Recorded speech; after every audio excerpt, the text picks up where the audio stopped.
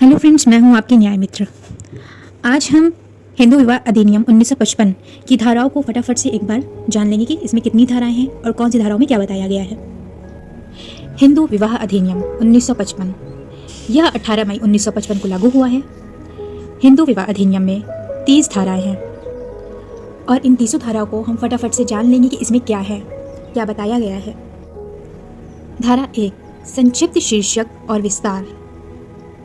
धारा 2 अधिनियम का अनुप्रयोग हिंदू धर्म के लोगों पर लागू होता है, वीरशैव, लिंगायत या ब्रह्मो प्रार्थना या आर्य समाज के अनुयायियों पर। धारा 3 में परिभाषाएं बताई गई हैं। धारा 4 अधिनियम का अध्यारोही प्रभाव। धारा 5 में हिंदू विवाह की शर्तें बताई गई हैं। धारा 5 में हिंदू विवाह की जो शर्तें बताई गई हैं उनमें 5 महत्वपूर्ण शर्तें हैं, 5 आवश्यक शर्तें हैं। उन आवश्यक शर्तों में पहली आवश्यक शर्त है एक पक्षी विवाह, दूसरी वैध सहमति, तीसरी आयु, चौथा प्रतिषिद्ध संबंध, पांचवा सपिंड। एक पक्षी विवाह। विवाह के समय व्यक्ति सिंगल होना चाहिए। यदि शादी हो गई है तो पति या पत्नी में से किसी की मृत्यु हो गई हो, यानी किसी भी तरह से व्यक्ति सिंगल होना चाहिए, वो किसी भी तरह के विवाह में नहीं होना चाहिए। एक पक्ष होना चाहिए, अगर या तो उसका डाइवोर्स हो गया हो या पति या पत्नी में से किसी की मृत्यु हो गई हो, तभी हिंदू विवाह में विवाह मान्य होगा। दूसरा है वैध सहमति। विवाह के समय वैध सहमति अत्यंत आवश्यक है। तीसरा है आयु। लड़का 21 वर्ष और लड़की 18 वर्ष पूर्ण कर चुके हों। चौथा है प्रतिषिद्ध संबंध, यानी प्रतिषिद्ध संबंध ना आते हों। ऐसे संबंध जो प्रतिषिद्ध है, ऐसे संबंध में हिंदू विवाह मान्य नहीं होता है।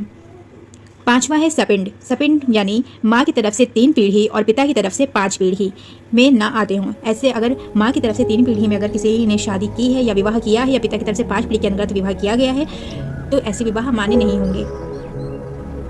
धारा 6 निकाल दी गई है, ठीक है, धारा 6 अब नहीं है इसमें। धारा 7 हिंदू विवाह के लिए समारोह। धारा 8 हिंदू विवाह का पंजीकरण। धारा 9 वैवाहिक अधिकार की पुनर्स्थापना। धारा 10 न्याय पृथक्करण में समझने वाली बात यह है कि न्याय पृथक्करण के बाद संबंध केवल स्थगित होता है, समाप्त नहीं होता है, एवं दोनों पक्षकार के एक साथ आ जाने पर डिक्री की वैधता समाप्त हो जाती है। धारा 11 शून्य विवाह। ऐसे विवाह जिनका वजह कभी माना ही नहीं जाता है, ऐसे विवाह शून्य विवाह कहलाते हैं। धारा 12 शून्यकरण विवाह। ऐसे विवाह जिनको वैध बनाया जा सकता है, ये पार्टीज पर निर्भर करता है। धारा 13 विवाह विच्छेद, यानी इसमें तलाक की बात की गई है। धारा 13A तलाक की कार्यवाही में वैकल्पिक राहत।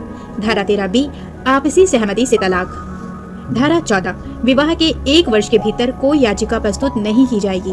धारा 15 तलाकशुदा व्यक्ति कब पुनः विवाह कर सकता है, इस बारे में बताया गया है धारा 15 में। धारा 16 शून्य विवाह और शून्यकरण विवाहों से उत्पन्न संतानों की वैधता की बात की गई है। धारा 17 द्विविवाह विवाह का दंड, यानी जो 2 विवाह कर लेते हैं उनके लिए दंड क्या है, इस बारे में बताया गया है। धारा 18 हिंदू विवाह के लिए कुछ अन्य शर्तों के उल्लंघन के लिए दंड। धारा 19 वो न्यायालय जिसके समक्ष याचिका प्रस्तुत की जाएगी। धारा 20 याचिकाओं के विषय वस्तु और सत्यापन। धारा 21 1908 अधिनियम 5 का अनुप्रयोग। धारा 21A कुछ मामलों में याचिकाओं को स्थानांतरित करने की शक्ति। धारा 21B अधिनियम के अंतर्गत याचिकाओं के परीक्षण और निपटान से संबंधित विशेष प्रावधान दिए गए हैं। धारा 21 का C दस्तावेजी साक्ष्य की बात की गई है। धारा 22 कार्यवाही बंद कमरे में होगी तथा उसे मुद्रित या प्रकाशित नहीं किया जा सकेगा। धारा 23 कार्यवाही में डिक्री। धारा 23A तलाक और अन्य कार्यवाही में प्रतिवादी के लिए राहत। धारा 24 कार्यवाही के दौरान भरण पोषण और व्यय की बात की गई है। धारा 25 स्थायी गुजारा भत्ता और भरण पोषण। धारा 26 बच्चों की अभिरक्षा। धारा 27 संपत्ति का निपटान। धारा 28 डिक्री और आदेशों से अपील। धारा 28A डिक्रियों और आदेशों का प्रवर्तन। धारा 29 बचतें। धारा 30 निरसन।